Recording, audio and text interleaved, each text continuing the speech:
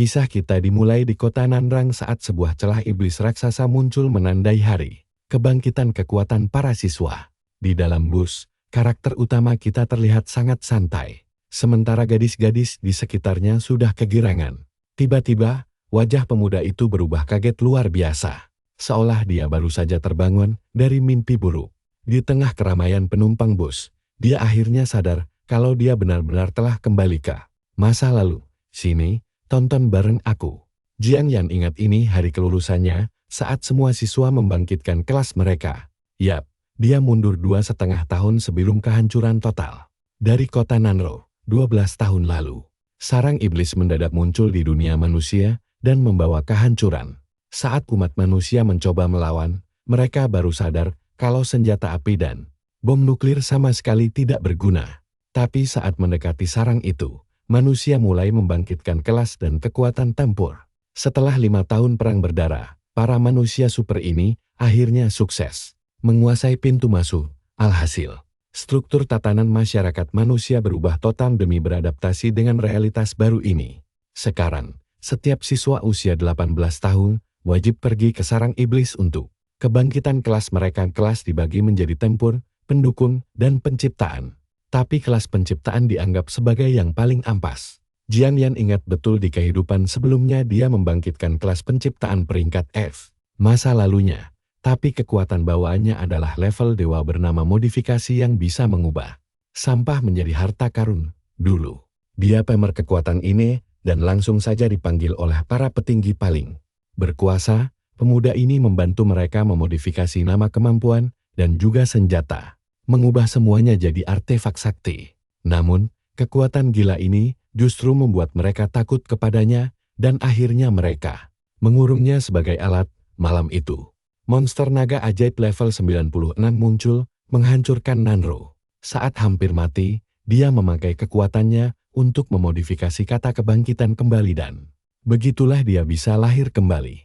Kembali ke masa kini, bus tiba di stasiun dan suara peringatan menyuruh semua siswa bersiap. Kini setelah mendapat kesempatan kedua, pemuda kita memutuskan untuk mandiri. Nah, perhatikan baik-baik bagian ini. Dia bersumpah di kehidupan barunya tidak akan pernah membocorkan kekuatan dewanya ke siapapun. Bus itu sekarang sedang melintasi area terinfeksi, tempat yang sudah dikuasai energi sihir. Merahasiakan kekuatannya adalah cara terbaik untuk melindungi keluarga, teman, dan seluruh kota.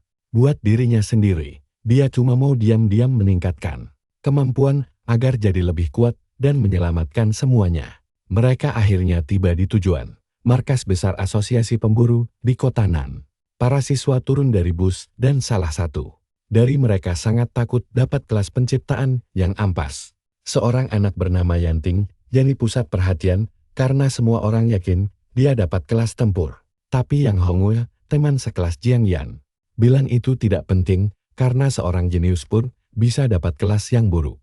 Setelah itu, sang guru mendekati protagonis kita dan menyuruhnya maju duluan untuk memberi contoh yang bagus. Saat kelompok itu naik tangga, instruktur menjelaskan dia cuma perlu menaruh tangan di atas bola kristal. Sesaat kemudian, petugas memanggil nama Jiang Yan dari sekolah nomor 1 Ninrang untuk maju dan membangkitkan kelasnya. Protagonis kita melangkah dengan sangat tenang ke tengah arena kebangkitan agung. Dia sudah tahu persis apa yang akan terjadi karena dia sudah melihat masa depannya dari dulu. Dua siswi berbisik kalau Jiang Yan punya energi sihir bawaan yang hebat dan pasti akan sangat kuat dengan kelas tempur, tapi gurunya justru kelihatan cemas dan sangat berharap kalau muridnya tidak mendapat kelas penciptaan yang ampas. Yang Hongwei dan temannya malah mengejeknya, bilang kalau anak miskin dari daerah kumuh sudah pasti bakal dapat kelas yang buruk. Pemuda itu lalu berdiri tepat di depan bola kristal raksasa yang memancarkan energi ungu super kuat. Tanpa ragu sedikit pun, dia meletakkan tangannya di atas bola itu, yang langsung menyala terang benderang. Pada detik itu juga, pilar energi emas raksasa melesat ke langit, menelan tubuh pemuda kita. Di udara, kata Tinker muncul di layar hologram, mengungkap kelas pertamanya, profil di layar menunjukkan namanya, kelas Tinker bertipe penciptaan, dan peringkat F. Semua penonton kaget luar biasa, dan gurunya tidak percaya murid sepintar dia hanya dapat peringkat F2. Pembuli itu langsung tertawa terbahak-bahak dan mengejek kelas penciptaannya yang lemah. Yang Hongwei kegirangan setengah mati karena setelah 3 tahun, akhirnya dia berhasil mengalahkan saingannya. Petugas di sana mencoba berpikir positif dan bilang kelas tinker lumayan buat cari uang dari reparasi. Tapi tiba-tiba saja, aura biru menyala muncul mengelilingi protagonis kita saat dia memegang sebuah bola cahaya. Petugas itu kagum dan berteriak kalau bola kristalnya masih bereaksi. Ini artinya dia dapat kelas ganda. Gurunya kaget jilak karena kelas ganda itu super langka dan siapapun yang dapat pasti jenius. Setelah itu, gelombang kekuatan baru yang lebih dahsyat mulai berputar di sekelilingnya. Mengejutkannya, kata petani muncul melayang di udara sebagai kelas keduanya, layar profil. Diperbarui, menunjukkan kelas tinker dan petani, keduanya peringkat F, kalian pasti ikut kesan. Kelas ganda super langka, tapi dapat 2 peringkat ampas sekaligus. Pembuli itu tidak bisa berhenti tertawa dan menyebutnya jenius karena punya 2 kelas F sekaligus. Gurunya sangat menyayangkan kesialan pemuda ini. Merasa kalau murid kebanggaannya telah berubah menjadi kekecewaan besar. Sementara itu, Jiang yang santai saja turun dari panggung tanpa mempedulikan ejekan mereka. Dia bertanya pada dirinya sendiri, apakah dia memang tidak berguna? Senyum sinisnya membuktikan hal yang sebaliknya. Protagonis kita sadar kelasnya itu paling buruk, tapi dia punya kekuatan menentang langit. Kemampuan bawaannya adalah modifikasi yang bisa mengubah satu kata pada nama item atau keahlian dia. Menunjukkan bagaimana kemampuan percepat pertumbuhan milik petani bisa diubah total. Teknik baru kebangkitan ini bahkan bisa menghidupkan target dan menyembuhkan semua luka mereka. Pemuda itu tersenyum penuh percaya diri, tahu kalau kemampuan ini adalah senjata terkuatnya. Melihat papan peringkat mahasiswa baru, dia berjanji akan segera menjadi nomor 1 di kedua daftar itu dengan tatapan tajam. Dia berjanji semua orang akan merasakan teror dihancurkan oleh kelas peringkat F. Lagi pula, hadiah sumber daya sebagai juara 1 akan sangat besar dan akan membantunya menjadi yang terkuat. Cerita lalu beralih ke pangkalan latihan Nova, tempat para pemula menaikkan level.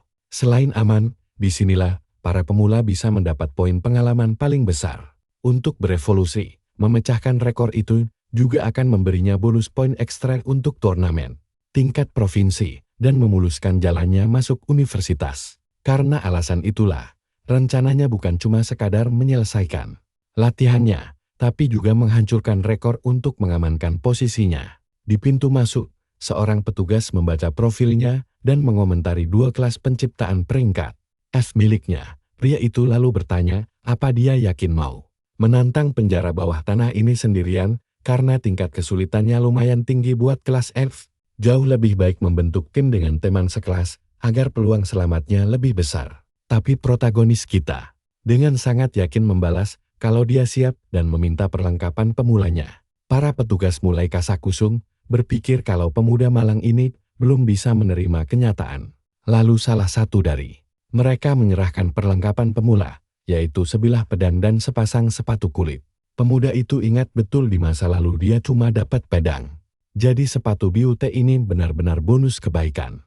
Dari si petugas, pedang besinya memberi 5 kekuatan serang, sedangkan sepatunya nambah 3 poin kecepatan.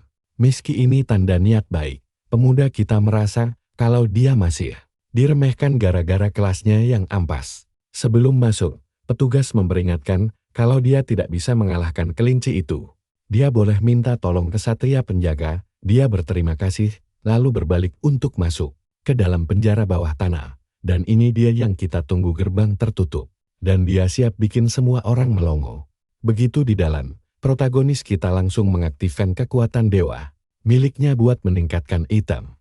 Pedang besinya berubah jadi baja. Dan sepatu kulitnya menjadi sepatu angin dengan statistik super dewa. Dengan pedang baru di tangannya, dia kepikiran buat mengubahnya menjadi pedang suci atau sihir. Tapi karena ada kamera pengawas, dia memutuskan buat main aman dulu sekarang.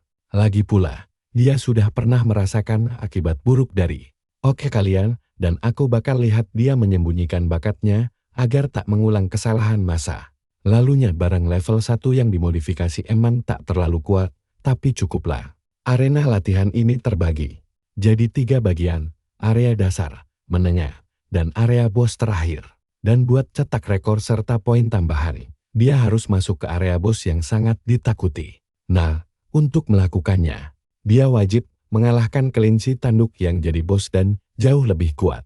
Di depannya muncul kerumunan kelinci level 1 berzirah kristal super keras di kepalanya. Tujuannya adalah mencapai level 5, jadi dia harus menghabisi minimal 100 makhluk ajaib ini. Mendadak, satu kelinci berteriak nyaring, dan yang lainnya langsung bersiap melancarkan serangan. Dengan begitu, pasukan kelinci raksasa itu berlari maju, siap mengeroyok si pemuda. Jagoan kita sadar dia harus mencapai level 5 untuk lolos ke tahap besar berikutnya. Markas Serigala Topan. Emang mimpi buruk buat pemula, tapi tempat yang pas buat dia naik level. Tanpa ragu, pemuda itu maju mengayunkan pedangnya, membabat habis setiap kelinci di depan mata. Dia yakin, dengan ini, dia bisa langsung tembus level 10 dengan menyelesaikan Dungyan. Lagi pula, setelah level 10, dia bakal dapat kemampuan tingkat dewa legendaris pamungkas. Berbekal kekuatan baru ini, dia akan bisa menciptakan monster ajaib dan menjadi jauh lebih mematikan dari sebelumnya. Sambil bertarung, dia teringat Yang Hong, rival dari kehidupan masa lalunya, yang pasti sudah bangkit kembali ke arena. Panitia memanggil Yang Hongwu untuk kebangkitan kelasnya. Si tukang bully ini gugup, tapi berharap dapat kelas yang lebih bagus dari rivalnya biar bisa pamer. Dia menyentuh bola itu, sebuah ledakan energi yang jauh melampaui Zhang yang terjadi.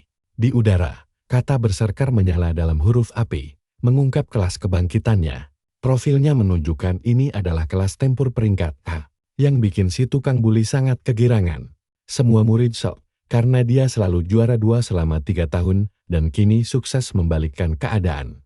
Dengan senyum sombong, dia memperingatkan bahwa mulai sekarang, tak ada lagi yang boleh memanggilnya juara 2, karena di kelas 1 tahun terakhir ini, cuma ada posisi pertama, dan itu pasti miliknya, namanya Yang Hongwei, dan dia mendeklarasikan dirinya sebagai juara pertama mutlak di kelas. Para teman penjilatnya langsung memberi selamat dan bilang kalau Zhang Yan takkan bisa menandinginya. Si jenius baru ini bertanya di mana si pecundang peringkat F itu, karena dia harusnya melihat kejayaannya. Salah satu pengikutnya bilang sempat melihatnya pergi ke markas latihan Nova sendirian.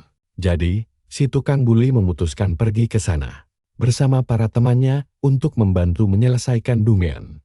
Padahal semua tahu, dia cuma mau lihat yang mempermalukan diri sendiri dan memanfaatkannya. Sang guru teringat betapa kerasnya pemuda itu. Belajar sampai larut malam di kelas. Sementara itu, di Dungyan, pemuda kita masuk ke area hutan dan bingung di mana para monsternya. Dia juga teringat pemuda di ruang sihir saat tantangan brutal di level tertinggi. Kembali ke arena, seorang bocah misterius berkata meski dengan kelas peringkat F, rival lamanya takkan terbatas. Ini adalah Wong Hafang, sang juara 2 sekolah bidang seni dan sastra yang kalah dari jagoan kita. Dia bilang tak ada yang tahu pasti betapa gigihnya pemuda itu berjuang menjadi yang terbaik. Dengan begitu, dia teringat final murid baru saat mereka berdua bertarung sengit di gym. Hari itu, jagoan kita berhasil merebut respeknya dengan tekad kuat dan mengalahkannya secara adil. Sekarang dia melihat Yang Hongwei mau mencari masalah dan memutuskan untuk mengeceknya demi melindungi sang rival.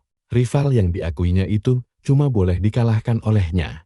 Dan siapapun yang berani menyentuhnya harus berurusan dengannya. Sementara itu, di Dungyan, Zhang Yan tepar karena memancing dan melawan 100 monster itu sangat berat. Dia duduk di atas gunungan kelinci mati dan kini tinggal sang raja yang belum muncul. Untuk mencapai level 5 mendadak, Raja Kelinci level 5 berzirah kristal elemen muncul. Sialnya, pemuda kita terluka dalam dan masih di level 4 dengan poin pengalaman 94% san. Kelinci raksasa bersiap menyerang dengan kekuatan penuh dan menggilas jagoan kita selamanya.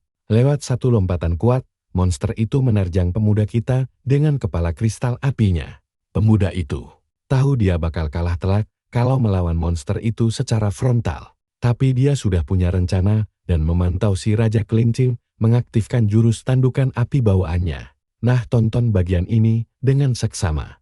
Sesuai dugaannya, pemuda itu memakai skill modifikasi untuk membalikkan keadaan. Dia mengubah tandukan api menjadi ledakan kepala api, sebuah teknik bunuh diri. Akibat efek itu, kepala Raja Kelinci mulai bersinar terang, siap meledak kapan saja. Mendadak, ledakan super dahsyat terjadi, menghancurkan semua yang ada di sekitar makhluk itu dalam sebuah kilatan cahaya. Jagoan kita naik ke level 5 sambil tersenyum.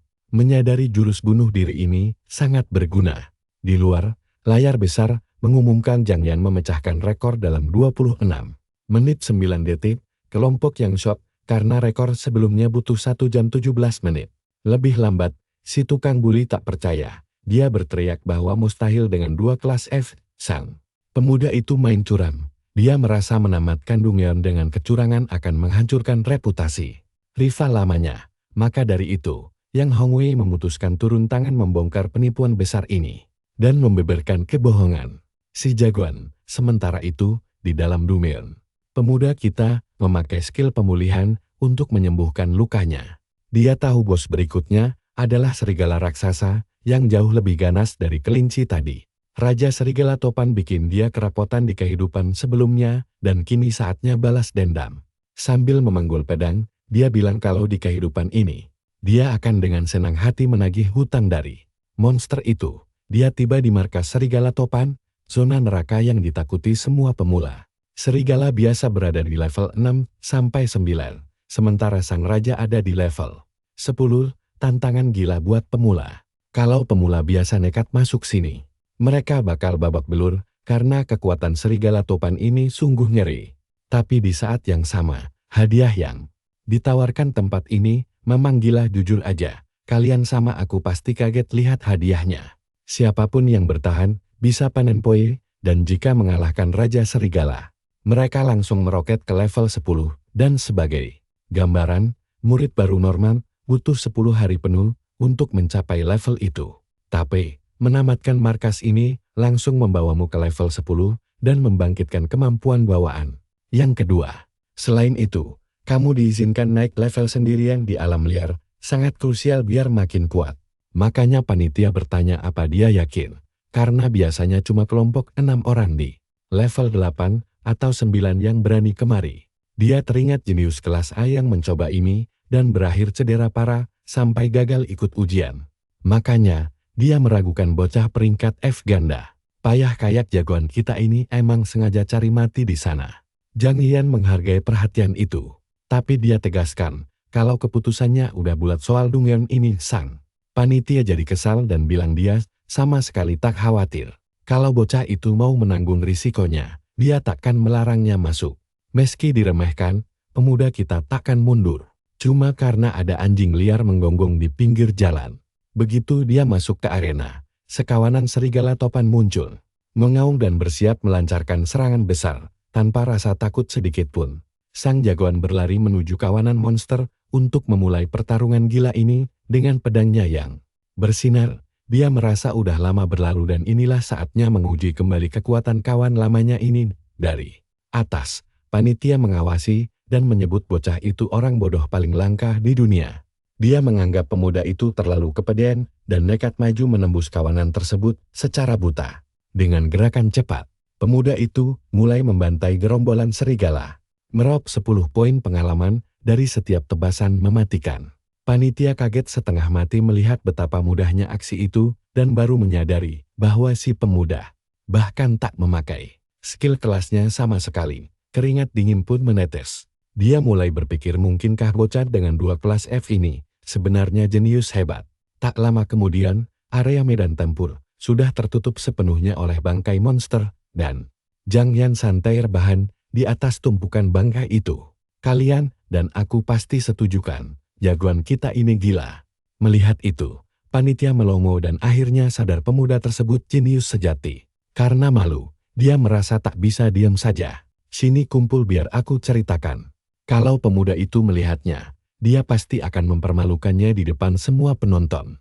Protagonis kita di level 9 memakai keahlian kebangkitannya karena pertarungan tadi terlampau sangat gila. Tekniknya memulihkan kondisinya dan menyembuhkan semua lukanya 100%, tapi menguras 100 poin sihir. Dia sadar kalau bos serigala jauh lebih kuat daripada kawanan kelinci dengan kecepatan dan tenaga yang gila, dan juga lebih cerdas meski sudah bangkit kembali. Sisa hantaman dari serangan tadi masih terasa di tubuhnya, tapi dia tidak peduli. Demi mengubah takdirnya di dunia ini, rasa sakit sepele ini bukan masalah. Sama sekali tidak penting sekarang. Dari kejauhan, Sang Raja Serigala Agung muncul. Sekarang saatnya pertarungan sungguhan antara dua raja hebat. Makhluk raksasa itu memamerkan taringnya yang mengerikan dan matanya yang menyala. Terang bersiap untuk pertarungan terakhir di ruang bawah tanah ini. Raja Serigala level 10 menggunakan kekuatan angin untuk mempercepat serangannya dan menerjang. Lebih kuat bos ini kebetulan punya dua keahlian, yaitu kecepatan angin dan cakar pisau angin untuk bertarung. Kedua teknik ini lumayan kuat, tapi tidak punya banyak celah untuk dimodifikasi. Menurut protagonis kita, kalau dia memaksa untuk mengubahnya sekarang, itu bisa memicu kegagalan sistem, jadi dia berpikir keras apa yang harus dilakukan. Monster itu menerjang dengan kekuatan penuh, dan pemuda ini memutuskan untuk mengakhiri pertarungan dengan cara yang paling jantan dan brutal. Dia melepas bajunya, memamerkan tubuh berototnya. Sangat siap untuk bentrokan terakhir melawan bos itu. Selain punya keahlian tingkat dewa, protagonis kita ini juga menduduki peringkat pertama dalam seni sastra dan bela diri. Setelah itu, dia langsung menerjang maju untuk pertarungan jarak dekat melawan Raja Serigala dengan seluruh kekuatan gilanya. Sementara itu di luar, Yang Hongwei dan kelompoknya kelelahan. Setelah setengah mati melawan para kelinci, seorang petugas muncul dan memarahi mereka karena masuk ke area tingkat lanjut tanpa izin resmi. Si perundung itu mengamuk dan bingung bagaimana Gang Yan bisa menyelesaikan penjara bawah tanah secepat itu. Yakin kalau saingannya berbuat curang, dia meneriaki kelompoknya untuk memburu protagonis. Di layar besar, sebuah pesan baru mengumumkan kalau Yang Yan berhasil mengalahkan Raja Serigala dan memecahkan rekor penyelesaian lagi. Yang sangat terkejut, karena rekor sebelumnya adalah 1 jam 29 menit dan sekarang waktunya dipangkas habis. Dia jatuh berlutut karena kalah, menatap layar dengan kosong, tidak percaya dengan apa yang terjadi. Dengan tatapan penuh kebencian, dia bilang, karena saingannya berani berbuat curang secara terbuka, dia tidak akan memberi ampun. Jadi, dia memanggil para pengikutnya pergi ke markas Serigala Siklam dan menghancurkan reputasi bocah itu di dalam arena. Raja Serigala yang kalah sudah terkapar di tanah, tumbang oleh pedang tajam protagonis kita. Zhang Yan akhirnya sukses mencapai level 10, dan sekarang dia bisa membangkitkan kemampuan bawaan kedua yang sudah lama dia tunggu. Dia mendapat dua keahlian baru, yaitu ketahanan dan teknik petani pencangkokan tanaman. Profilnya langsung diperbarui dengan keahlian barunya ini, dan dia akhirnya mendapatkan apa yang sangat dia inginkan. Dengan senyum puas, pemuda itu mengaktifkan keahlian modifikasinya lagi untuk menjalankan rencananya. Kedua keahlian baru itu sekarang muncul di layar sistem, siap untuk segera ditingkatkan. Perhatikan dengan saksamaya, disinilah semuanya jadi gila. Dia mengubah pencangkokan tanaman menjadi pencangkokan universal, sebuah keahlian tingkat dewa. Teknik ini bisa menciptakan monster ajaib kontrak dan membuatnya jauh lebih kuat. Dengan ini, dia bisa menargetkan dua spesies dan melahirkan bentuk biologis super atau primitif baru. Saat keahlian ini mencapai level 10, peluang untuk menciptakan makhluk tingkat super akan menjadi 100%. Dengan ini monster ajaib yang kuat bisa mendapat kemampuan ras yang lebih gila dan berevolusi. Dan dengan dua monster kelas A, dia bisa menciptakan kelas S yang menentang hukum alam. Dengan memakai gulungan penjinak monster, dia bisa mengontrak hewan itu dan punya peliharaan tempur paling setia. Dalam benaknya, dia teringat orang kuat yang mengendalikannya di kehidupan masa lalunya karena kemampuannya yang luar biasa ini. Kembali ke masa sekarang, protagonis kita dipenuhi luka bekas pertarungan, tapi tatapannya tajam setelah pertempuran panjang itu. Dengan pedang di bahunya, dia menatap serigala yang tumbang dan berkata kalau hasil panen kali ini sangat bagus dan sudah saatnya pergi. Seketika, sebuah kristal ajaib yang sangat mahal jatuh dari Raja Serigala. Hadiah yang super langka, tapi dia tahu kalau semua barang di pangkalan pelatihan ini adalah milik asosiasi, jadi dia dilarang mengambilnya sendiri. Baru setelah mencapai level 10, dia bisa pergi ke alam liar, di mana semua temuannya jadi miliknya. Saat itu, rasa sakit luar biasa menyerangnya, dan dia sadar kalau lukanya jauh lebih serius dari kelihatannya. Karena lukanya tidak fatal, dia dilarang memakai kebangkitan. Dan pergi ke rumah sakit pasti sangat mahal. Tanpa uang, pilihan paling masuk akal adalah sengaja melumpuhkan dirinya sendiri dengan pedangnya lalu bangkit kembali. Tapi, Satria Asosiasi ada di dekat situ. Dan melakukan aksi gila itu, di depan mereka pasti menarik perhatian. Jadi, dia memutuskan untuk mencari tempat sepi untuk memakai kemampuan kebangkitannya secara rahasia.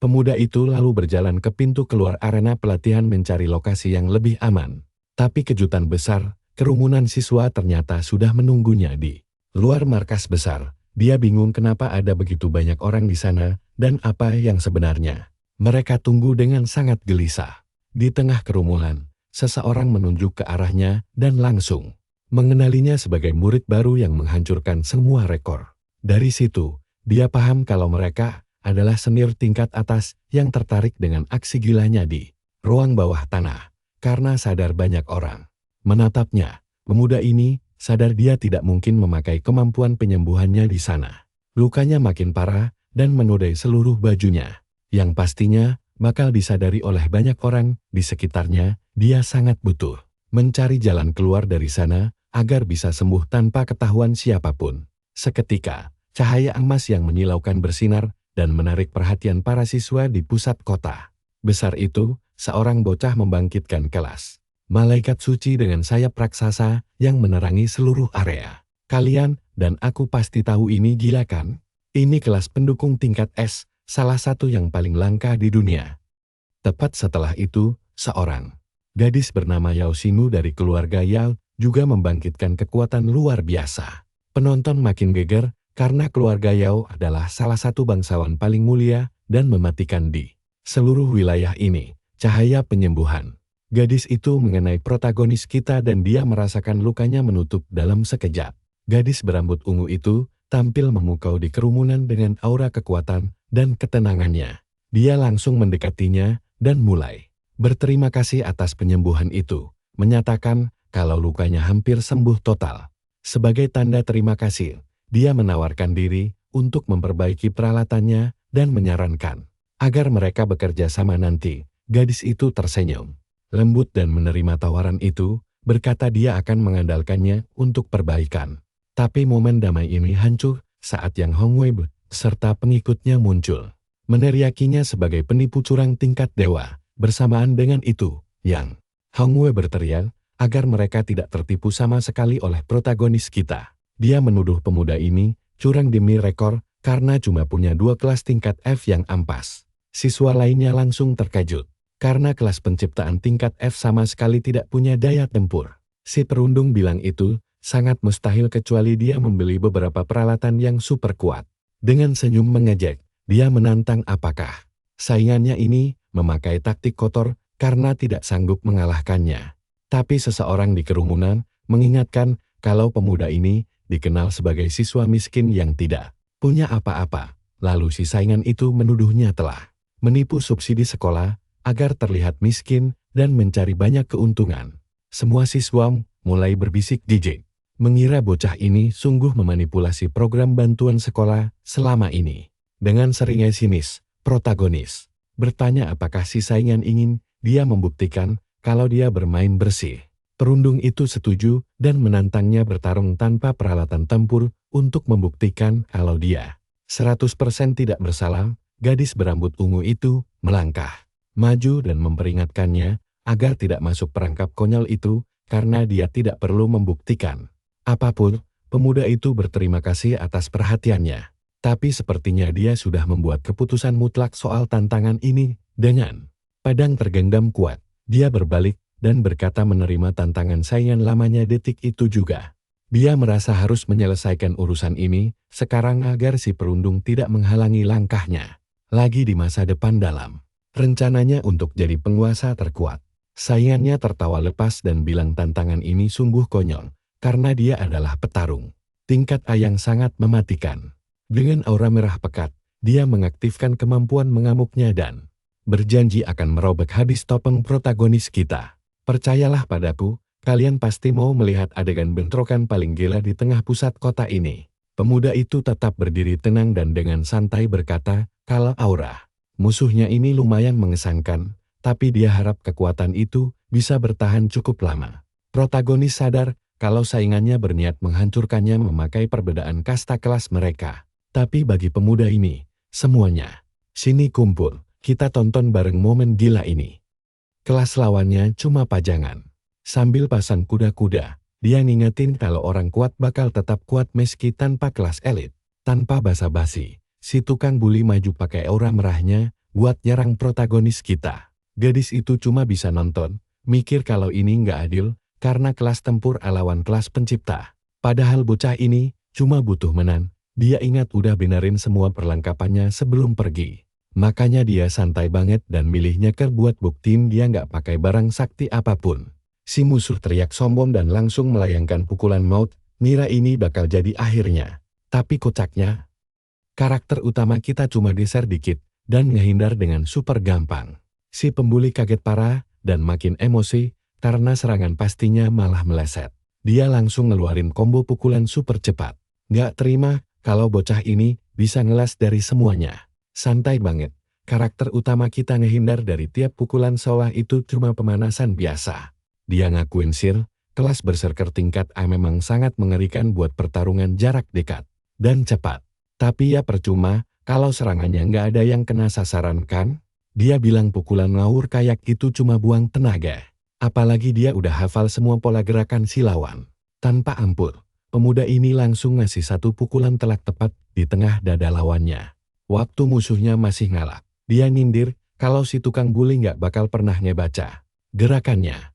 Si penyerang meludah, masih syok sama apa yang barusan terjadi di depan umum. Kena efek pukulannya, dia terbang ke belakang dan jatuh ke tanah. Kalah telak dan malu banget. Berdiri sebagai pemenang, pemuda ini pamer ke semua orang kalau dia masih satu level di atas mereka. Penonton syok berat. Nggak percaya kelas F baru aja numbangin berserker tingkat A. Dia nepuk tangan dan bilang, karena urusannya udah kelar, mending langsung cabut aja dari sana. Sambil jalan pergi, dia mikir buat pergi ke alam liar dan cari perlengkapan yang bagus. Berkat kemampuan modifikasinya, dapat barang bagus, sekarang bukan masalah besar lagi buat dia. Dia akhirnya mutusin mampir ke lapak jalanan buat beli perlengkapan dasar yang bisa diotak-atik. Tapi si bocah sadar kalau dompetnya lagi tipis, boro-boro beli, lirik barang aja susah. Tiba-tiba, ada tinju melayang super cepat ke arahnya. Coba buat nyerang dia diam-diam dari belakang, dengan instingnya yang tajam. Tahan napas bentar, perhatiin bagian ini. Dia sadar ada serangan, dan siap membalas. Tanpa nengok sama sekali, dia angkat tangan dan nahan tinju itu dengan super santai. Ternyata penyerangnya itu Wong Haing.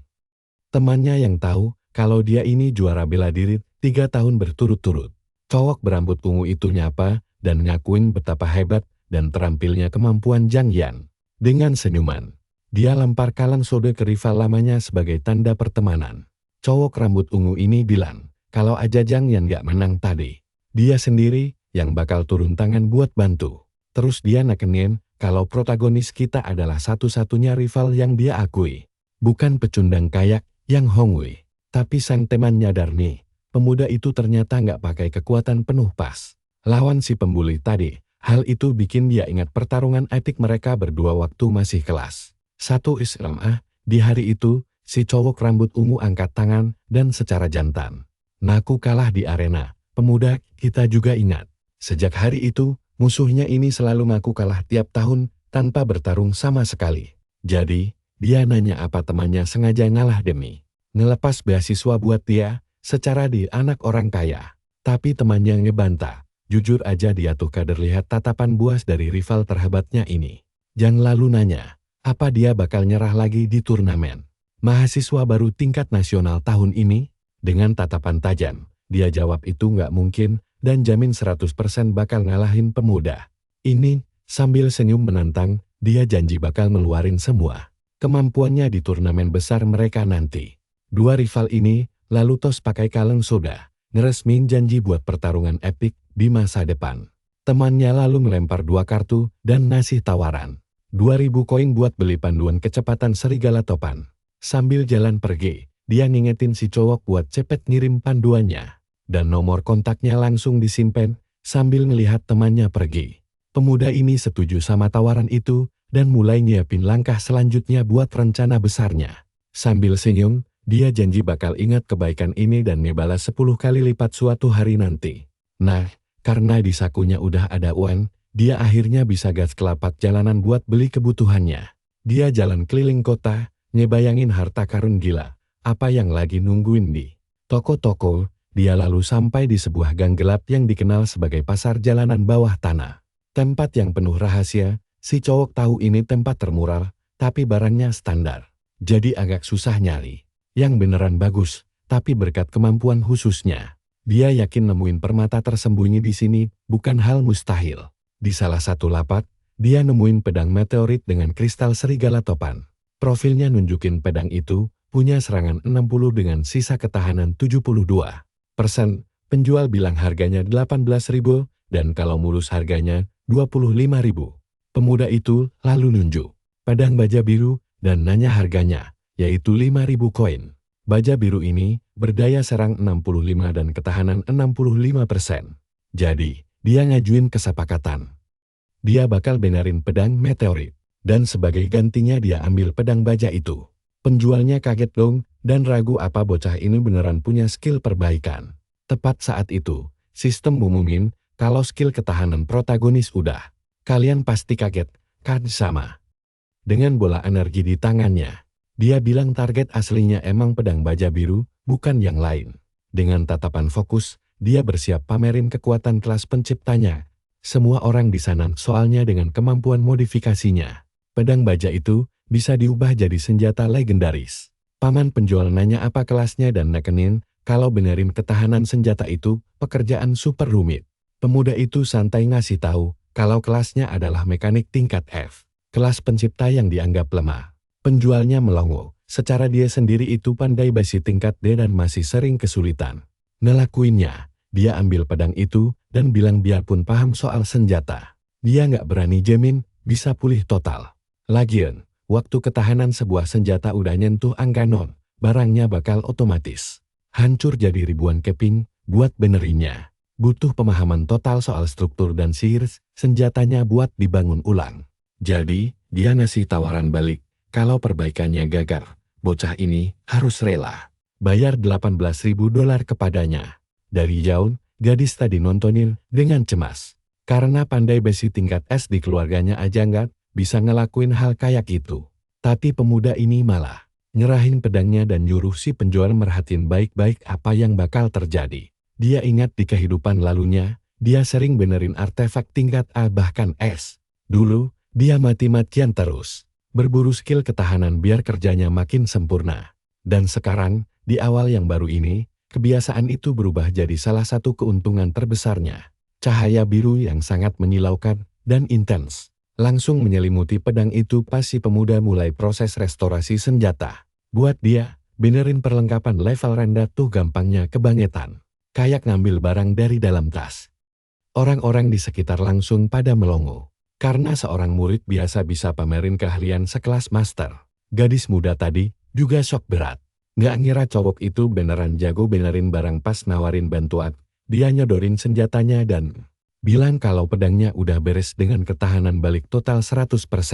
Penjual itu minta maaf karena sempat ngeremehin dia dan ngakuin kalau pemuda ini beneran punya bakat dewa. Nepatin janjinya, pria itu ngasih pedang baja biru itu ke si murid muda. Protagonis kita ngucapin makasih dan mikir kalau sekarang cuma butuh ngubah satu kata buat ngebangkitin benda ini jadi artefak. Profil pedang baja biru ini nunjukin kalau kualitasnya cumai dengan serangan dan ketahanan 65.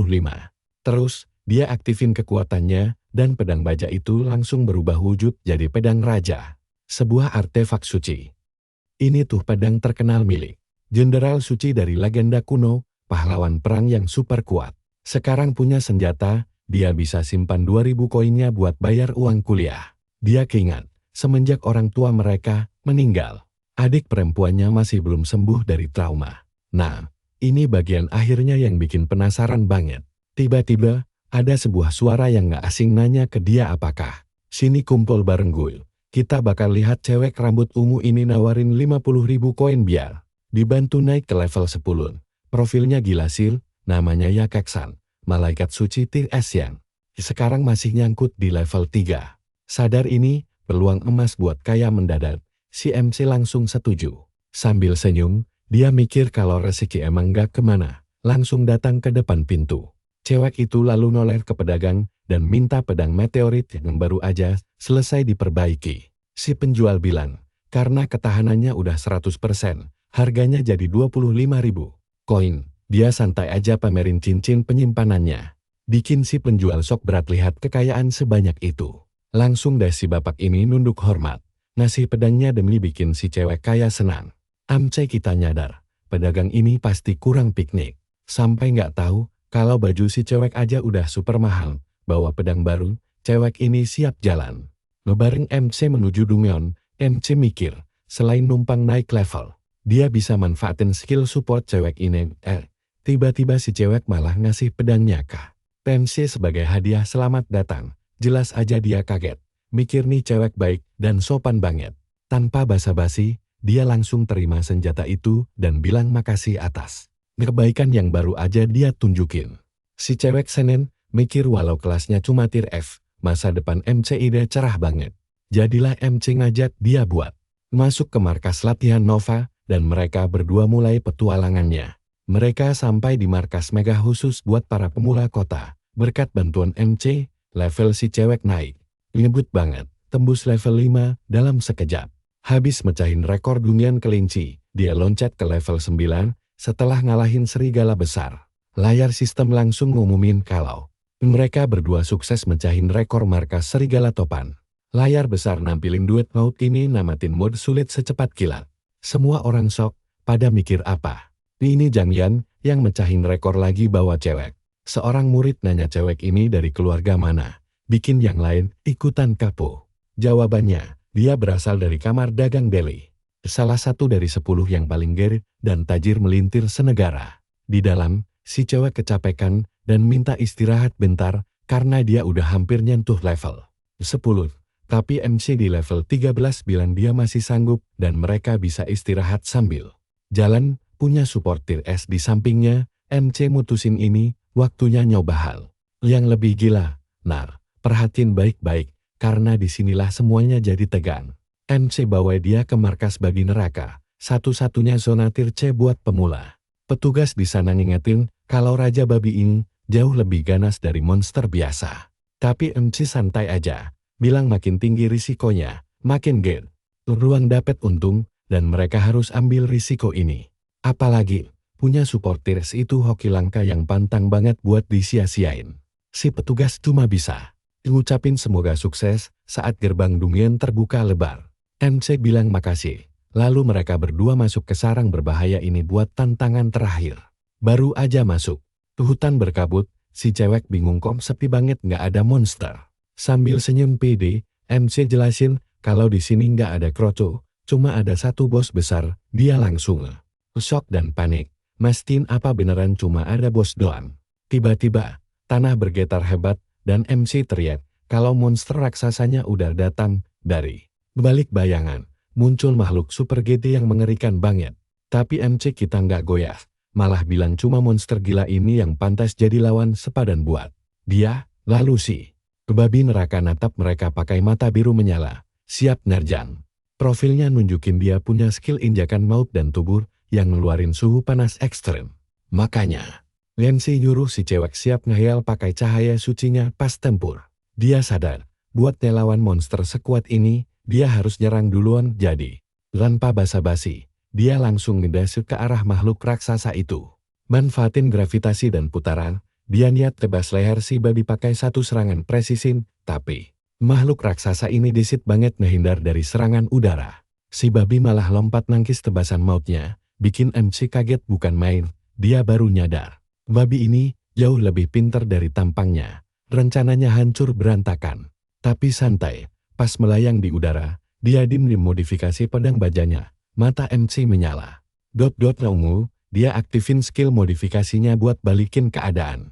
Kalau pedang biasa bisa ditangkis, pedang Kingong yang dia ciptain pasti tembus senjata. Level dewa palsu ini punya attack 300 dan pasif tembus armor. MC mikir walau skill 2-nya nggak bisa ngelawan hukum fisika buat bikin item nyata, tapi kekuatan senjatanya naik 5 kali lipat, lengkap sama bonus kelincahan.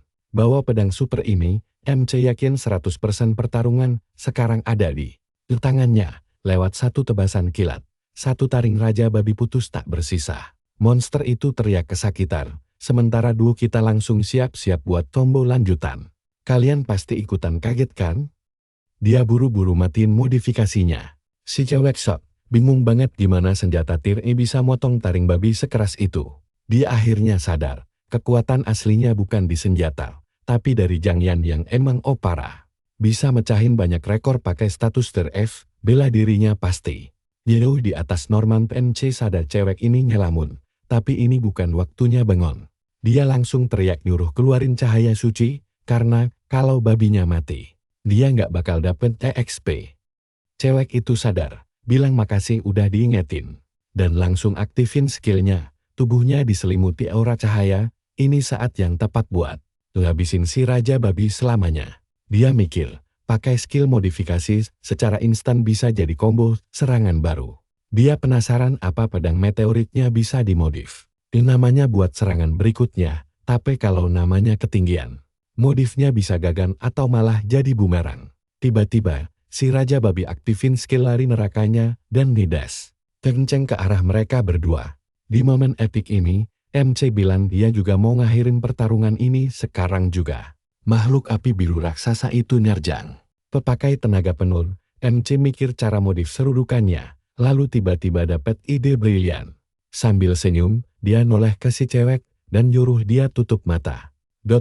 Sebentar, cewek ini jelas bingung sama permintaan mendadak ini dan nanya ada apaan sih? MC cuma bilang, percaya aja, soalnya dia pasti nggak mau lihat kejutan.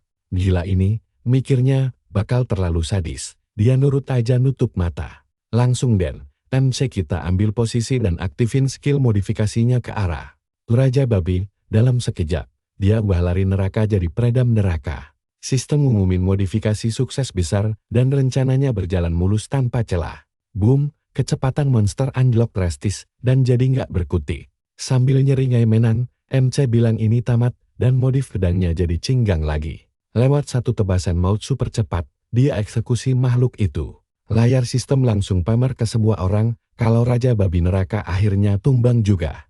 MC langsung loncat 2 level jadi level 15. Namanya juga bos terkuat. Si cewek ikutan naik 3 level ke level 12. Masih meren. Dia nanya apa? Udah beres. MC ngeliatin dia, sengaja biar rahasianya aman. Jadi gimana menurut kalian? Penurut, tajir, jago real cewek ini emang partner idaman banget buat kedepannya. Ayo merapat. Kalian dan aku bakal lanjutin aksi gila karakter utama kita di dunia. Dia bilang misi naik levelnya udah beres, matanya boleh dibuka sekarang. Dengan sedikit ragu, cewek itu perlahan membuka matanya untuk melihat apa yang baru saja terjadi.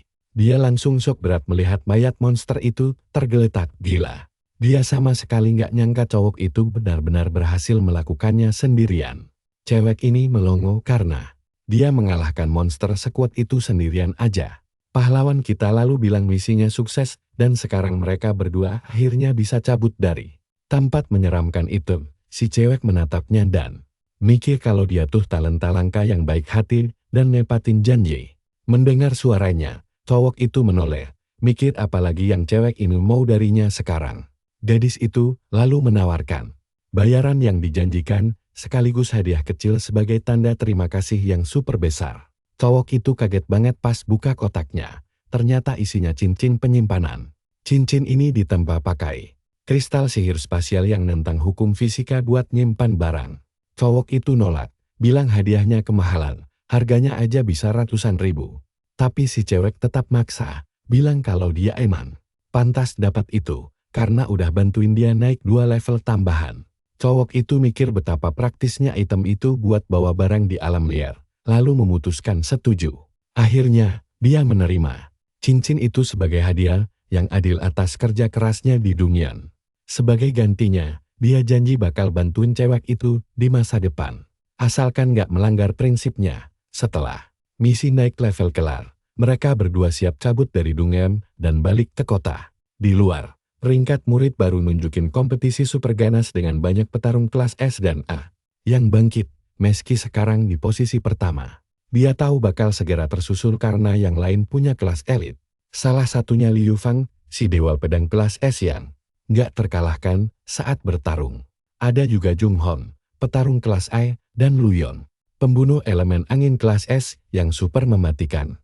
Dia ingat semua tokoh ini dari kehidupan masa lalunya dan tahu mereka bakal jadi lawannya nanti. Sambil senyum percaya diri, dia bilang gak sabar nunggu momen buat bantai mereka semua. Tapi sebelum pertarungan epik itu dimulai, dia sadar ada satu urusan super penting yang harus diurus duluan. Dengan tatapan tajam, gawok ini mutusin buat buru-buru pulang ke rumahnya secepat mungkin. Di kehidupan sebelumnya, dia dibawa pergi dan adiknya tumbuh sendirian dalam kesepian dan ditelantarkan. Jadi, dia pamit ke si cewek, bilang ada urusan tapi mungkin mereka bakal ketemu lagi. Dia ingat setelah diculik dulu, dia tak pernah kembali dan kabar soal adiknya cuma dari orang lain. Di masa depan, adiknya membangkitkan kelas petarung tingkat A yang ditakuti. Tapi untuk sekarang, dia tahu adiknya, Zhang Yao, masih gadis biasa tanpa kekuatan. Dia menyambut kakaknya di pintu dan ngajak makan. Sebagai anak SMA yang introvert, dia sadar adiknya berubah jadi pendiam sejak orang tua mereka mengorbankan nyawa di sarang iblis yang berbahaya. Dia ingat 3 tahun lalu saat orang tua mereka masih hidup. Adiknya jauh lebih ceria dan banyak senyum. Kehilangan itu benar-benar memukulnya. Perhatiin bagian ini bareng aku, ini nyesek banget. Tiba-tiba pas makan, adiknya bilang kalau dia mau berhenti sekolah selamanya. Jelas aja kakaknya langsung shock berat dengar kabar itu dan bingung nanya apa alasannya. Padahal nilainya bagus banget dan ujian masuk perguruan tinggi udah dekat. Makanya dia sama sekali nggak paham. Sang adik lalu bilang kalau dia udah lihat peringkat kota dan kakaknya ada di posisi pertama murid baru.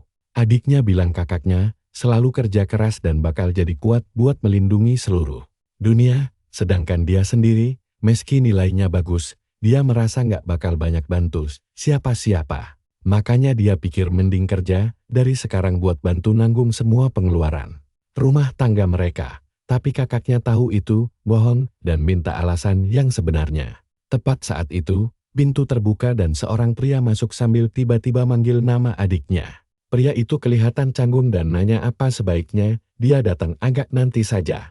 Dia ngejelasin kalau perusahaan pinjamannya lagi ada masalah.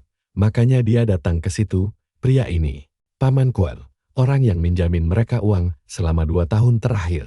Dari situ, cowok ini akhirnya paham alasan asli kenapa adiknya mau menyerah pada sekolah dan segalanya. Dia tahu kakaknya rang tinggi, tapi karena dia nggak punya penghasilan, dia nggak mau jadi beban. Cowok ini sadar adiknya rela ngorbanin masa depannya. Dia pun menoleh ke pria itu dan nanya berapa total utang mereka selama 2 tahun ini. Paman Kuan bilang, belum termasuk bunga, utangnya sekitar 43.000. Tanpa pikir panjang, dia nyodorin kartu berisi 50.000 buat lunasin utang itu. Adiknya sok berat, nanya dari mana dia dapat uang sebanyak itu tiba-tiba. Dia tahu harus jelasin, tapi nggak mau di depan orang asing. Paman Kuan paham situasinya dan siap-siap cabut dari rumah mereka. Sebelum pergi, dia pamit dan nawarin bantuan kalau mereka butuh apa-apa di masa depan. Adiknya yang panik langsung nanya apa uang itu hasil kejahatan.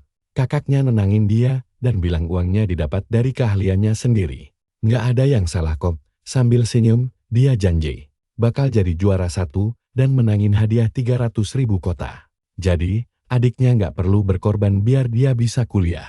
Sambil berkaca-kaca, dia sadar kakaknya sudah menebak semua isi pikiran dan rencananya. Dia lalu ngasih sisa uang itu dan bilang dia punya cara buat cari lebih banyak lagi nanti. Sambil tersenyum, dia nyemangatin adiknya buat belajar dan latihan demi masa depan. Toh pas dia di puncak nanti, semua orang bakal hormat ke adiknya. Terharu banget dengar kata-kata kakaknya. Gadis itu langsung nangis di pelukannya karena bahagia. Kalian ikutan nyesek lihatnya kan? Dia janji nggak bakal bikin malu keluarga. Nah, sekarang dia harus mikir cara nyari cuan sekaligus naik level berbarengan. Terus dia ingat ada spot leveling gila di luar zona manusia. Namanya lembah naga beracun. Tempatnya memang super bahaya, tapi penuh sama peluang emas gila-gilaan. Karena monster di sana numpuk banget, itu jadi tempat tercepat buat farming level sekarang. Konon di dalam lembahnya ada monster naga magis yang super langka dengan telur naga. Skill membuat senjata universalnya bakal berguna banget. Ditambah lagi, dia bisa panen kristal sihir buat dijual mahal. Singkat cerita, busnya akhirnya sampai juga di stasiun Sarang Iblis, dan pengumuman nyuruh semua orang turun. Buat ke alam liar, dia harus masuk dan ngelewatin Sarang Iblis dulu. Kota Nandrang di Sarang Iblis terpisah dari kota. Aslinya cuma sama satu lorong, di dalam sarang ada benteng manusia.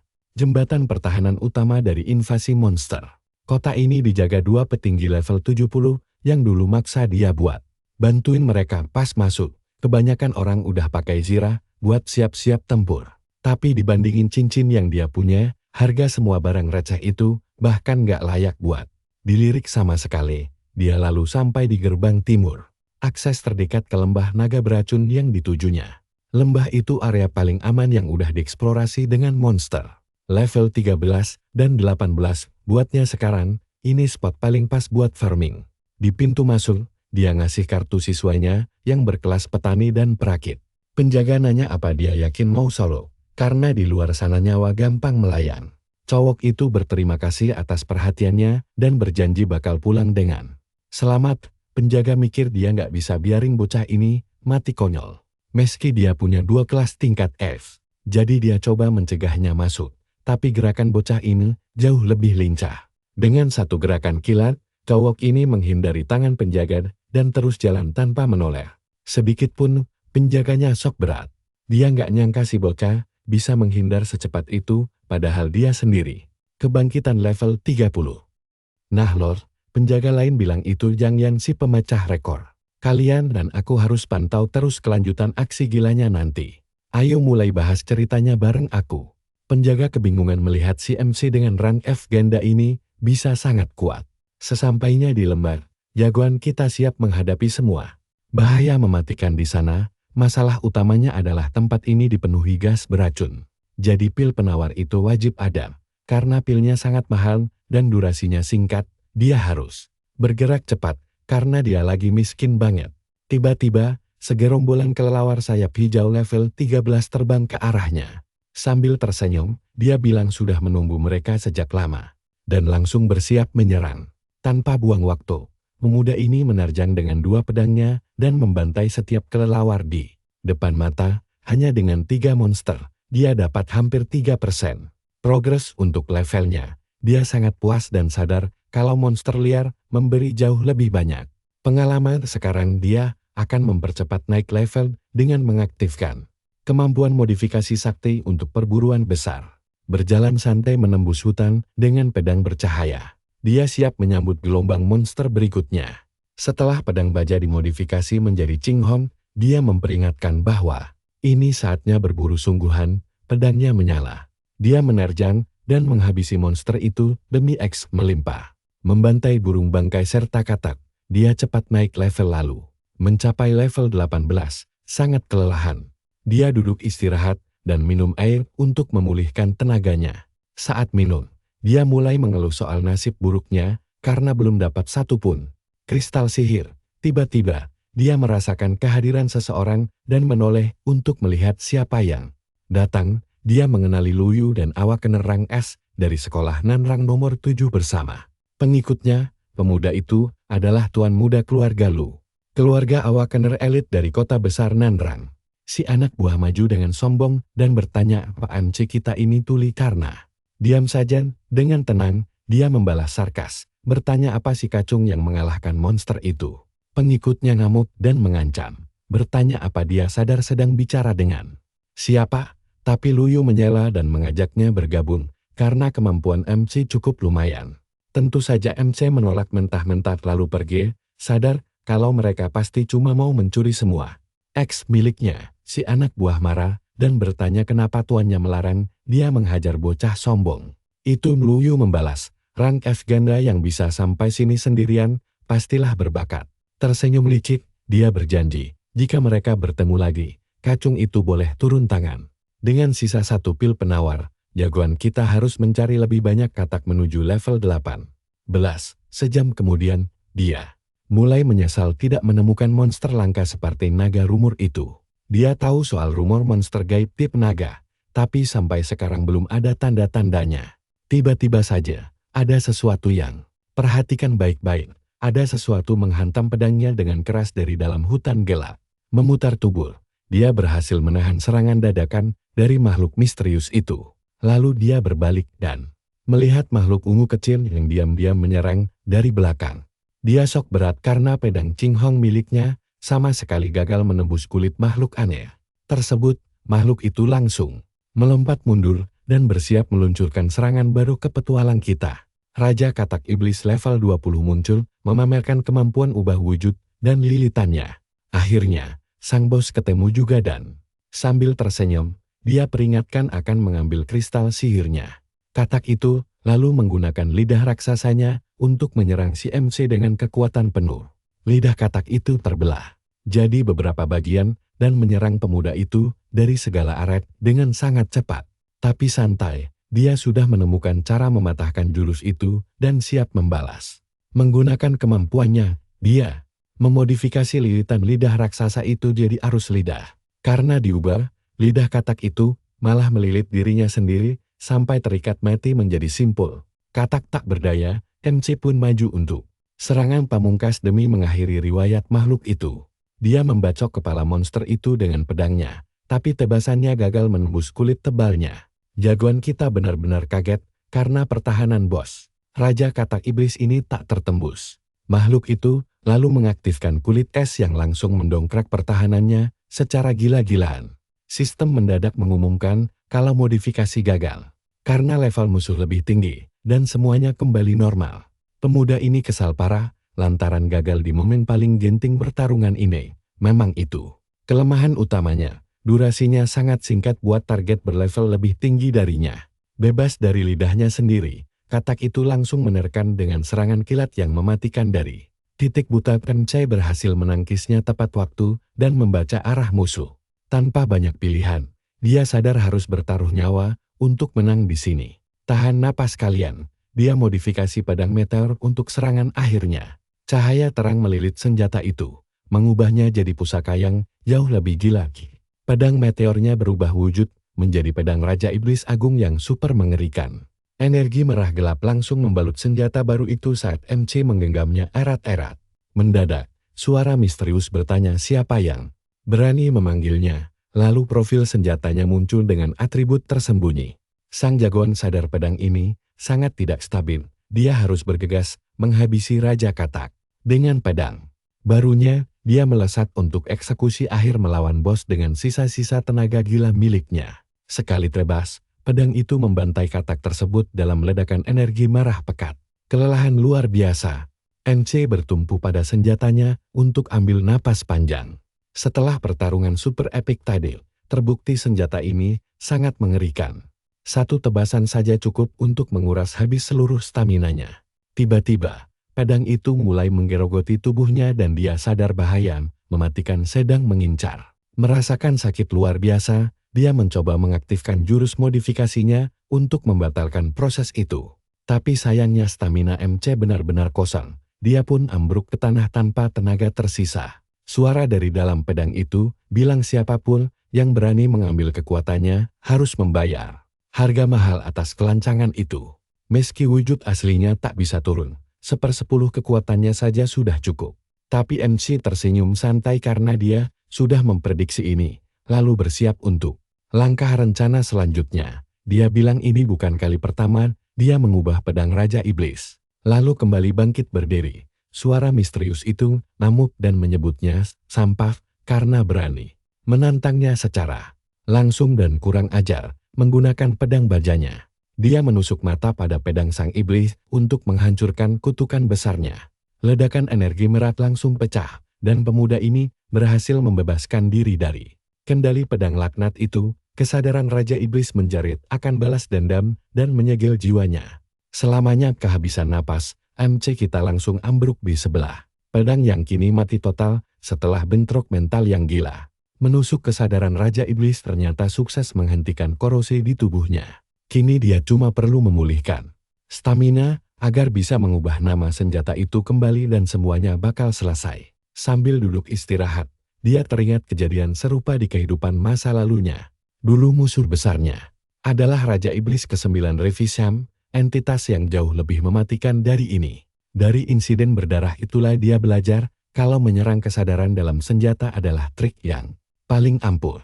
Dia mulai memikirkan apa monster mengerikan ini berasal dari sarang iblis. Pemuda ini penasaran, mungkinkah Raja Iblis datang dari dunia luar yang lebih gelap dan kelam. Tenaganya pulih. Dia berdiri sambil bilang kalau ini saatnya menjarah barang rampasan dewa. Dia langsung mengaktifkan kemampuan menjarah dan mengubah pedang iblis itu jadi senjata super mematikan. Sambil nyengir, dia berharap hadiah bus Raja Katak Iblis ini tak mengecewakan. Mendadak, sebuah kristal ungu raksasa melayang di depannya sebagai bayaran setimpal. Nah, kristal bos level 20 laku 100.000, jelas cuan gila. Belum lagi, sisa tubuh monster bangkai tadi adalah material mahal. Dia memutuskan bakal kalian ketagihan ceritanya kan? Dia akan melego semuanya di pasar gelap demi keuntungan besar. Teringat naik level setelah membantai bos tadi, MC langsung membuka layar statusnya. Ayo kita lanjut. Bareng gue, lo bakal lihat MC kita mengalahkan Raja Katak dan satu monster misterius. Sistem memberinya X gila-gilaan. Dia langsung naik 2 level berturut-turut. Lalu menebak jangan-jangan monster itu adalah mata iblis. Dari pedangnya, dia sempat kepikiran ide gila. Memanggil si mata dan menghancurkannya demi langsung tembus level 100 sekaligus. Tapi dia sadar, satu kesalahan kecil aja bisa bikin seluruh kota ikut hancur lebur bersamanya. Makanya dia ogah ambil risiko sebesar itu dan membuang ide gilanya. Jauh-jauh, pemuda kita ini, lalu ingat kalau setiap naik 10 level, dia pasti dapat satu kemampuan bawaan baru. Jelas dia sangat menantikannya. Dia pun dapat skill membongkar buat merampas material, plus kekebalan wabah sebagai perlindungan ekstra.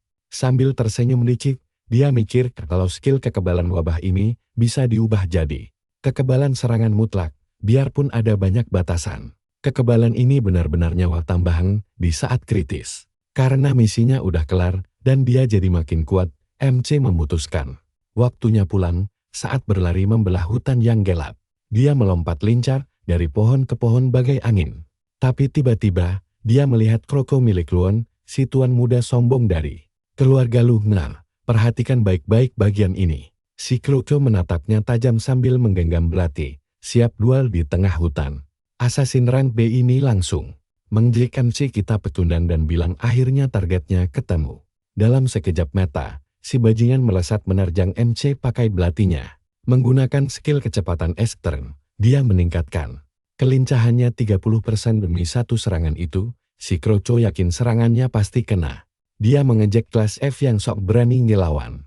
Tapi MC kita cuma memutar badannya sedikit, menghindari serangan mematikan itu, lalu menyebutnya membosankan dan lambat.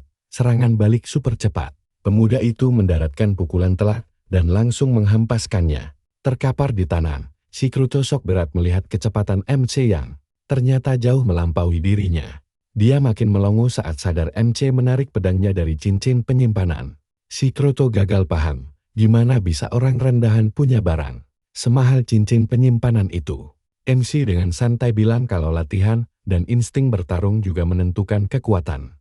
Dia lalu berbalik dan sadar kalau Kroco ini nggak punya kekuatan asli, semuanya cuma dari tuannya. Dengan gerakan kilat, dia bersiap menghabisi si Kroco yang lagi terkapar. Tapi tiba-tiba, sehelai daun membelah udara dengan tajam dan menghentikan serangannya dengan presisi gila. Lo pasti udah nebak kan siapa yang datang? Yap, tuan dari Kroco itu akhirnya muncul. Keduanya saling tatap tajam, lalu Luon menerjang MC kita pakai pedangnya dengan kekuatan penuh.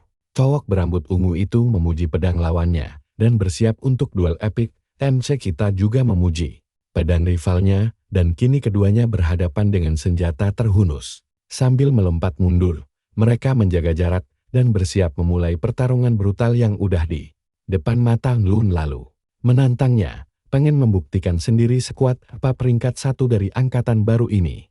MC kita cuma tersenyum dan sadar kalau rivalnya masih nggak terima posisi MC di peringkat teratas, makanya Dia ngajak taruhan.